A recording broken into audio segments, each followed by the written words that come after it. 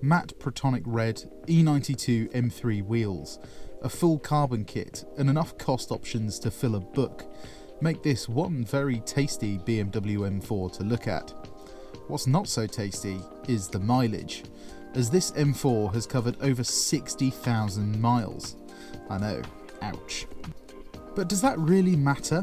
See, I think maintenance is the key to one of these, and this one is pristine. Plus, for 31,000 of your British pounds, we at Paragon Cars will let you have it. Let's find out if it's a bag of bolts or still the M4 we know and love. My name's Tom, and you're watching Paragon Cars. Let's go.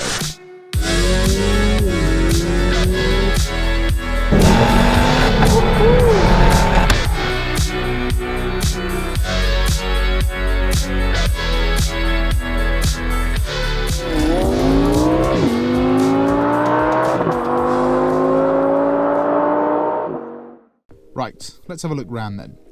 If you're not familiar with the M4, it's got the twin-turbo S55 inline 6. Power is at 431 and torque is at a healthy 550 Newton meters. 0 to 60 is supposedly dealt with in 3.9 seconds. I think that's only on a good day. But what about rolling acceleration? Let's check out the 30 to 70 spring.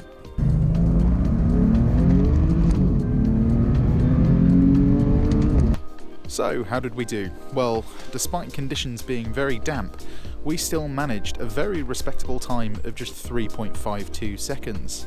That is literally neck and neck with the RS5, and I'm sure in dry conditions it would absolutely spank the RS5 and the Cupra. To get to that 3.52 was definitely a struggle though. I found M Dynamic Mode, otherwise known as MDM, to be the best setting. Even then, I had to feed the power in slowly to try and stop wheel spin.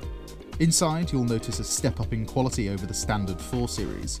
You get sportier seats, carbon trim, and much finer leather. Spec includes the much needed heads-up display, Harman Kardon sound, the aforementioned carbon trim, ProNav, heated seats, and plenty more. The rear of most coupes is usually unusable for adults, but thankfully the M4 has the most amount of room compared to its German rivals, and it's actually big enough for an adult over longer journeys. The boot boasts a reasonable amount of room at 440 litres. It's big enough for 2 big suitcases and 1 small one. Of course you can fold the seats down and then you can actually get a bike in without having to remove the wheel. Right then, let's get cracking. So, 7 degrees and damp roads, and we're driving a BMW M4.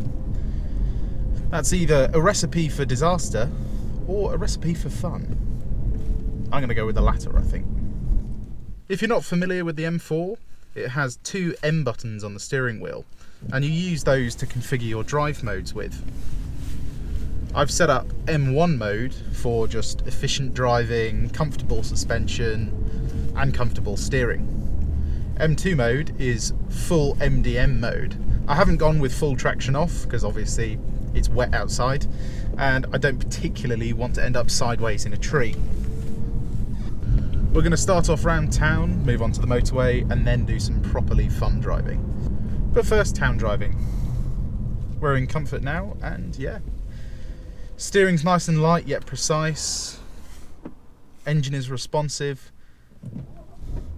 The only thing you notice is that the dual clutch gearbox in this behaves very differently to something like a 440i's torque converter gearbox. Basically, if you're not on the throttle, it's not going to creep forward for you.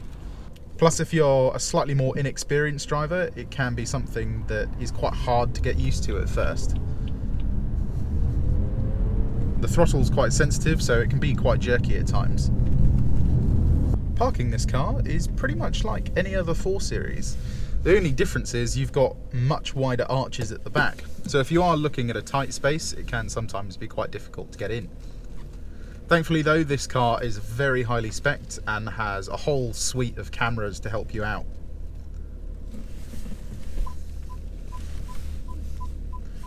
So getting in a space in one go is made pretty easy. Plus the parking sensors are very accurate, so you know exactly where you are. But let's say I'm at a tight junction, there's a hedge on my left, hedge on my right, and I can't see out. Well, thankfully, I press this button here, and there are surround view cameras at the front of the bumper, so I can actually see in my blind spot.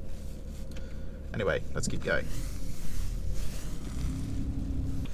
Coming out of junctions, it's pretty easy. The engine has really, really good low-down torque. But as you'll find out later, it's got torque pretty much everywhere. It's an absolutely cracking engine. Okay, let's reset our MPG figure and see what MPG we get on the motorway. I know in a car like this it's not that important, but the less times you have to fill up at a petrol station, the better. Before we get on the motorway, we're going to have a taste of MDM mode. There's quite a lot of traffic, so I can't be super spicy with the car. But you can sort of see what it's like. This is where the dual clutch gearbox really comes into its own. You don't really want to downshift into first gear though, as it does become a little bit jerky. Nah, there's not enough room, sadly.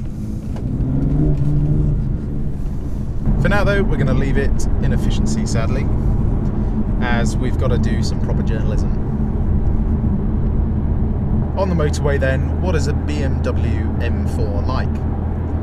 Well, road noise is pretty good. We are riding on slightly wider tyres. Then wind noise is just as good as any other 4 Series. And that's very impressive. Then visibility, again, that's like any other 4 Series. Because it's a coupe, you get loads of visibility out the side. There's no B-pillar blocking your blind spot. But the one thing, of course, that is quite a lot different from any other 4 Series is the steering and the suspension on the motorway. So, as I said, we are now in full fat comfort mode. So, suspension in comfort, steering in comfort. Steering is kind of, it's not heavier, but there's more feel to it.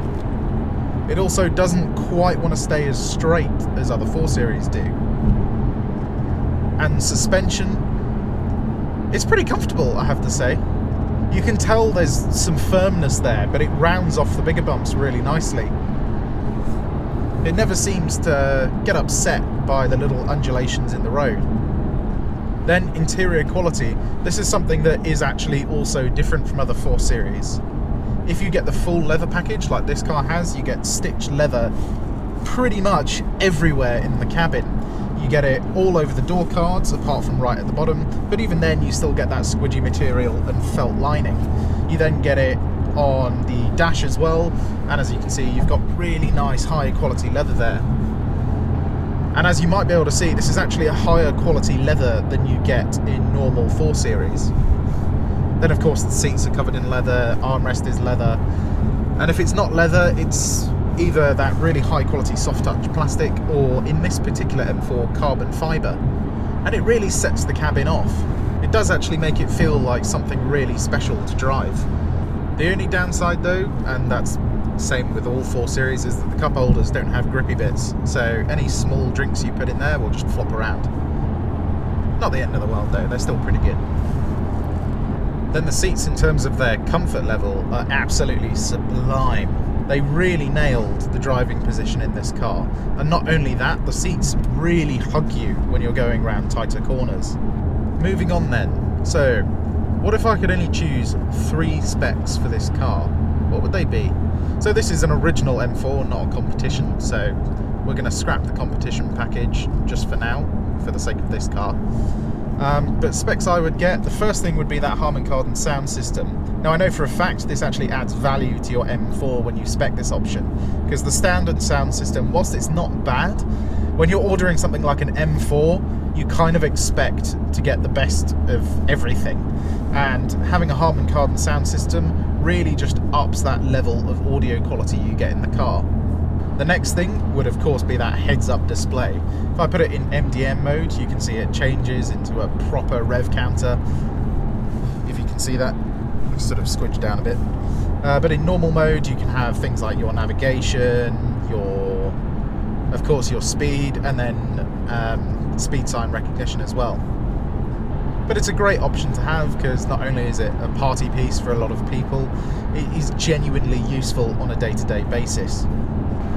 Then the last thing would be an aftermarket exhaust. The standard M4, when it came out, it was loud, but it didn't quite have the tone that a lot of people were looking for. It didn't really burble as much either. Whereas something like the M Performance exhaust is a really good option to have from factory. It just adds a bit more depth to the sound. But if you're not an audiophile like me, then I would go for the heated seats. Because these seats are made of full leather, they get really cold in winter, so it is kind of an option worth having. Miles per gallon then, how did we do? Well, we managed 33.5, and that's driving fairly efficiently. So if you do want to get a lot of miles out of your tank, it's fairly easy to do so. On a longer run, you could probably get 36 to 38, which for a car like this is pretty impressive. Not quite as good as the Audi RS5, but that's because that car has an extra gear, so it's at a lower RPM. Anyway, let's get on a back road and do some proper driving. Before we get on a B road, we've got to experience this M4 for what it's designed for. And that's going round roundabouts.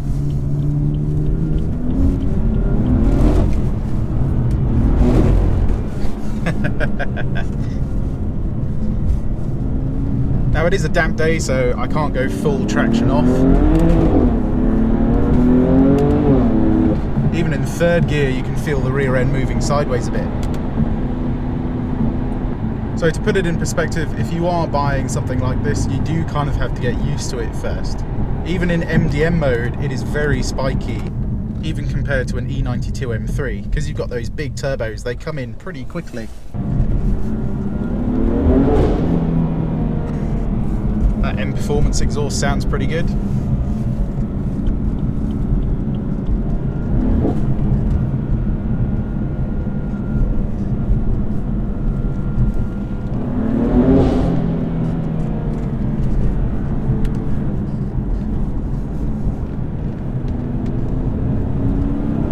But the thing you notice is just the chassis balance that this car has. It's absolutely sublime. You feel the front end bite, the rear then follows so fast. And it breaks into oversteer in a way that only BMW can manage.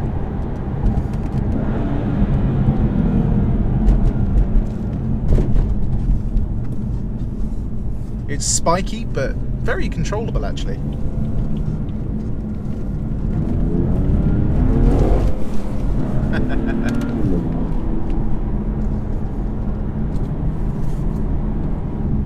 Now, of course, doing big drifts is fun, but doing that on a public road is a little bit dangerous, so we're not going to do that today. Okay, let's get on to the twisty stuff then.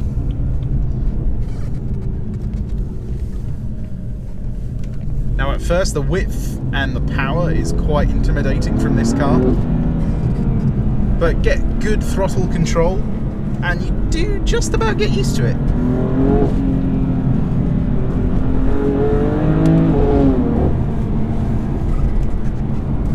Of course, the fun is over very quickly though.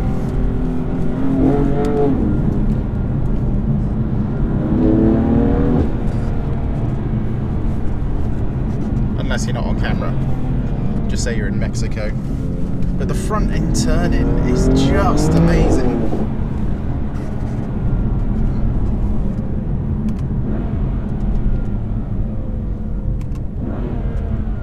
Once you're used to it on a B road, this car gets your heart pumping like no other sports coupe does.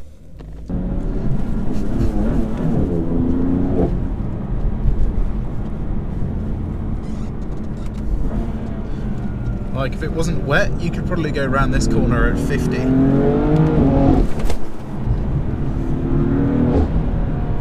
But see what I mean? You do have to be a little bit careful, even in MDM mode.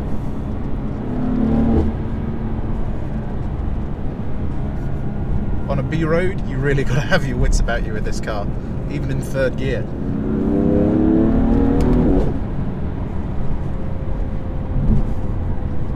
But this car is truly intoxicating to use. Plus, you got the benefit, if you want to drive it smoothly and fast, you can do. Take it to a track and you will run rings around an Audi RS5 or a C63. I guess, in conclusion, the BMW M4 is like a violin. Get it wrong and it will really hurt you. but get it right and it rewards you like few other cars can. As always, I hope you enjoyed this review. If you did, give it a like, and why not subscribe to our channel, as not only do we post reviews like this, we also post everything we have for sale. Anyway, my name's Tom, and you've been watching Paragon Cars. I'll see you on the next one. Goodbye.